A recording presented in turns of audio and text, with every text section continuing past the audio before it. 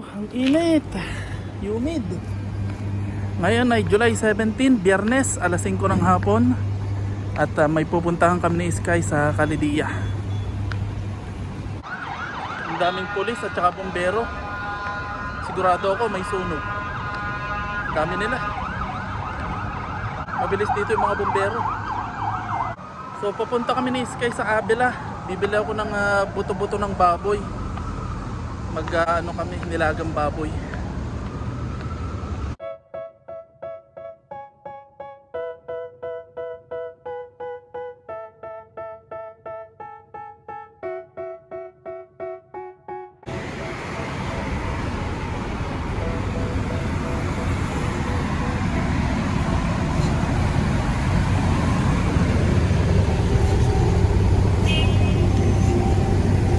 Sige, tara.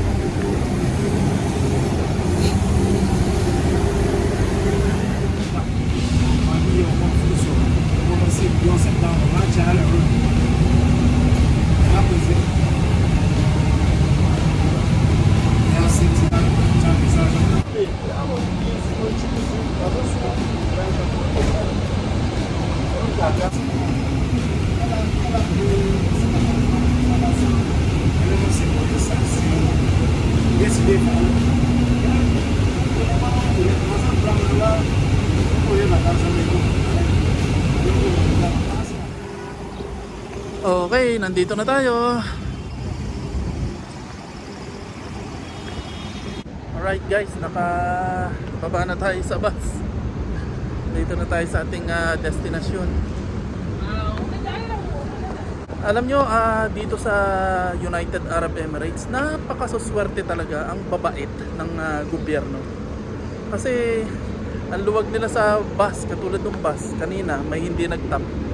Marami ditong mga hindi nagtatap ng bus card. Hindi sila ganun alam mo yun, ka-stricto, ka-active. Active yung mga inspector, may inspector, pero marami talagang mga tirador na hindi nagtatap ng card nila. Minsan kapag sumasakay ako ng bus, marami akong nakikita pag may nag-i-inspect. Madami talaga nahuli. Merong mga pinapatawad, meron na kinukuha yung ID. Tapos pag nakuha yung ID mo, i-scan lang nila. And then may magsesend sa yung message sa cellphone mo. Tapos nakalagay doon kung magkano yung babayaran mo. Babayaran mo online. Ako, nahuli ako sa Dubai. Kasi minsan hindi ako nakapag-tap sa bus. Kasi pagpasok ko, nakalimutan ko i-check yung card ko. Wala na palang laman, wala nang balance. Yung machine doon sa bus stop, sira. Pagpasok ko, sumarado na yung pinto. Sabi ko, sa next bus stop, doon ako maglo-load ng card. Sa next bus stop, eksakto may inspector. Immediately binigay ko na yung Emirates ID ko. Kasi paano pa ako mangangatwiran? Ang binayaran ko noon 210 kasi hindi ako nag-tap sa bus. So guys, maglalaro daw muna si Sky dito sa park. Kasi pag mamaya, pagkatapos nating mamili, may dala akong baboy. Madedepros yun, baka magkaamoy. So paglaruin muna natin siya bago tayo bumiling baboy. Dito na nga pala yung bibila natin sa Avila. Isa to sa kauna-unahang bilihan ng baboy dito.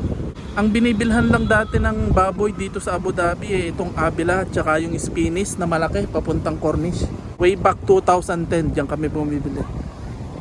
Isa sa kauna-unahang tindahan ng baboy dito.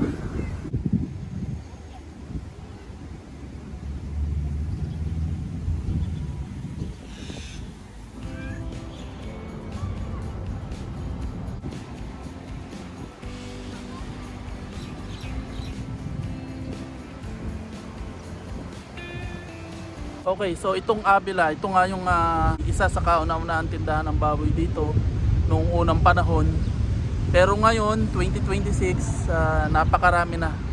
Marami na ditong tindahan ng baboy. Medyo nakalimutan na nga ito eh. Marami ng tindahan ng baboy na nasa city lang. Kaya karamihan ng mga Pilipino hindi na pumupunta dito. Sa city na sila namimili kasi mas malapit. Pero dati ito lang talaga yung bilihan ng baboy at saka yung Spanish. Pero mostly ang Spanish dito, bilihan ng alak. Isa lang ang tanda kong bilihan ng baboy dito nung unang panahon, yung papuntang Cornish. Tapos lately, ito nang sa may WTC. Yun ang may tindahan ng baboy dito. And sa Sharjah, walang tindahan ng baboy doon. Sa Sharjah, kailangan mong umorder. May mga Pilipino doon na nagtitinda ng baboy, o order ka, doon ka lang makakatikim ng baboy. Pero sa Dubai, simulat sa Paul, marami ng tindahan ng baboy. So yung baboy na i-deliver sa Sharjah, nanggagaling siguro sa Dubai o sa Ajman. Muslim country to, pero may tindahan ng baboy. O di ba? Mabait yung gobyerno dito. Arab country, Muslim country, pero may tindahan ng baboy, may tindahan ng alak. Tapos ina-accept nila yung mga iba't ibang relihiyon. May mga simbahan dito ng iba't ibang relihiyon. Di ba? Napakabait ng gobyerno dito.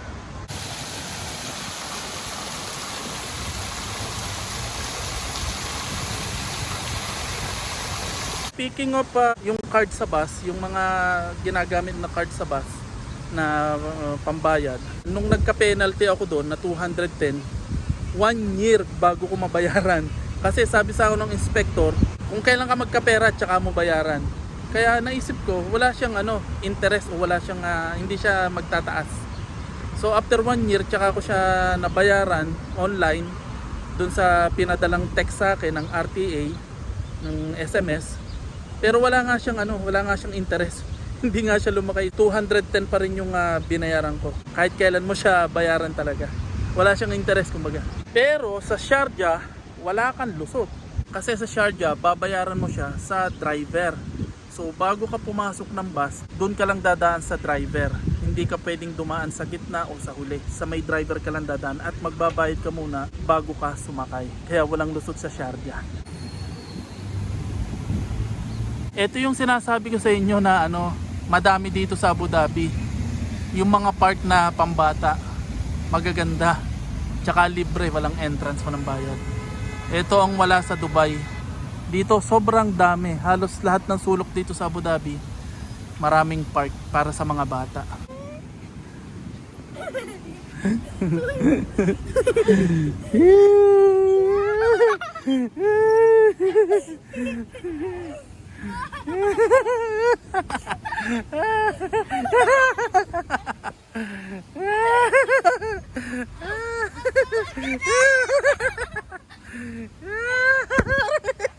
Bili na raw kami. Sama na si Sky maglaro.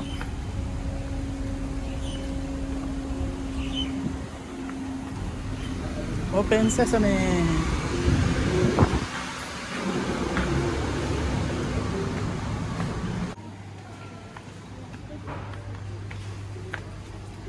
Anong pinagbago? Ganun pa rin. Matagal na akong hindi nakakapunta dito. Siguro may 4 o 5 taon na. Oo, bago mag-pandemic kami huling pumunta dito. Bumili ng baboy. Ngayon na lang ulit ako nakabisita.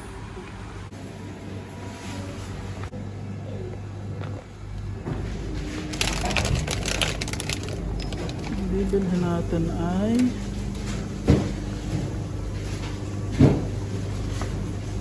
buto-buto.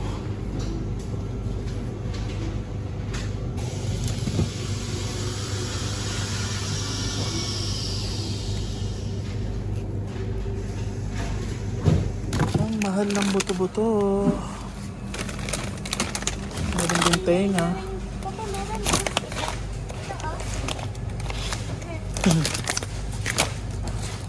Dito pa, tapos dugo. Gusto mong dinuguan. Ay. Okay na to. Ano to, Ska?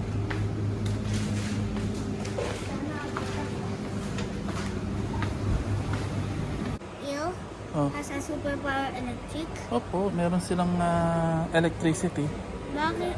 Paano sila may ganun? Ano nila yun? Self-defense. Okay? Saan nila yun nakuha? Sa loob ng katawan. Okay guys, nakapamili na kami ng baboy. Ito lang muna, konti lang. 3 balot lang to. Buto-buto. Doon nilagang baboy. Ha? Ay, oo nga, Squid Game. Di ba yan ang pinapanood mo sa sipon ko? Opo, ang galing na. Opo. Tara na. Okay, tapos na tayo dito. Uwi na tayo.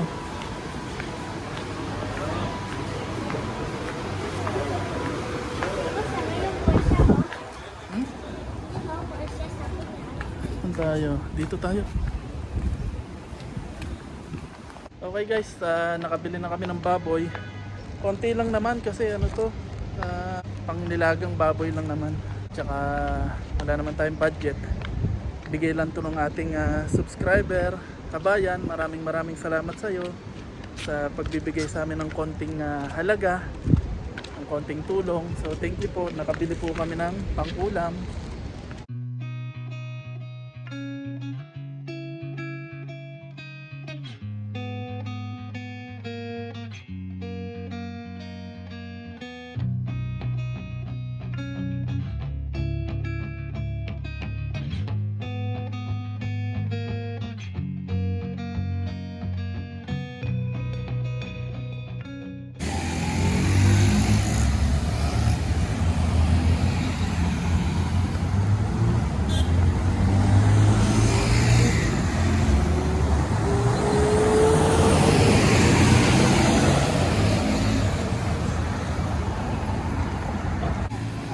Alam nyo, swerte ang bansang ito sa mga Pilipino.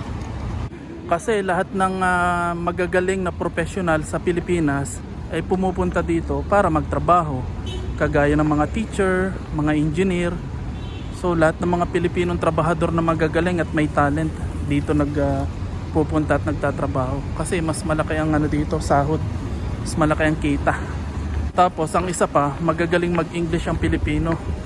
Maraming mga ibang lahi dito, lalo na Arabic, sa mga Pilipino na natututong mag-English. Kaya tuwan-tuwa sila sa mga Pilipino. Dahil lang sa pakikipag-usap sa Pilipino, natututo silang mag-English o gumagaling silang mag-English. Kaya swerte ang bansang to sa mga Pilipino.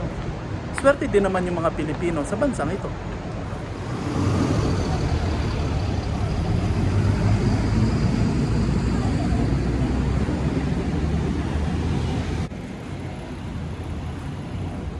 Okay na, nakababa na kami ng bus. Pauwi na kami ni Sky. Siksikan sa bus. Buti na lang walang eksena. Minsan kasi may mga eksena dyan sa bus eh. Kasi may mga masiselang tao. Nandito na tayo. May bibiling ka pa? Huwag na, magtitipid tayo. Sige.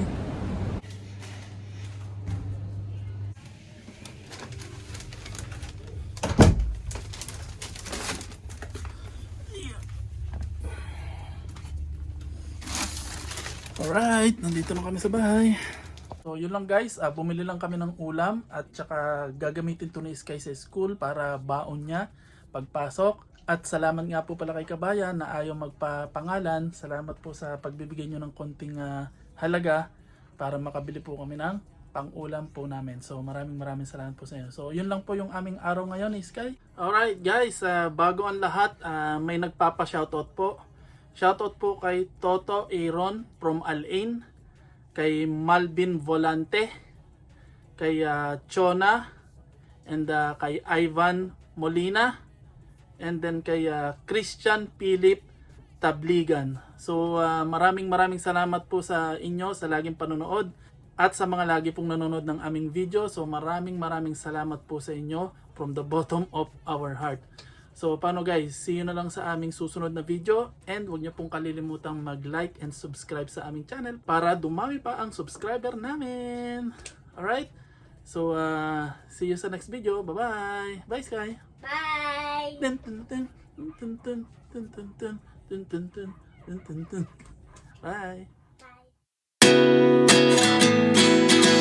Bye!